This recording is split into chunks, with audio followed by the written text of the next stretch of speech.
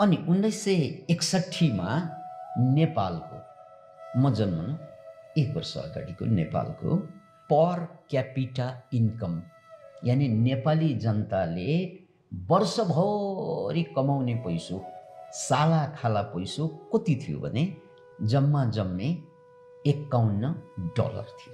$51। त्यो भनेको अहिलेको हिसाबले केही होइन, त्यो पनि वर्षभरिको आयो।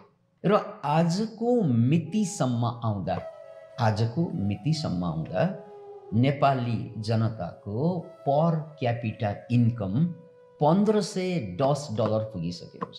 त्यो हिसाबले कहाँ $51, कहाँ $1500 पर क्यापिटा इन्कम हाम्रो वार्षिक आय, त्यसको हिसाबले हामीले पनि लाइफ स्ट्यान्डर्डमा फड्को मारेको देखिन्छ। यसो होइन कि हाम्रो देशले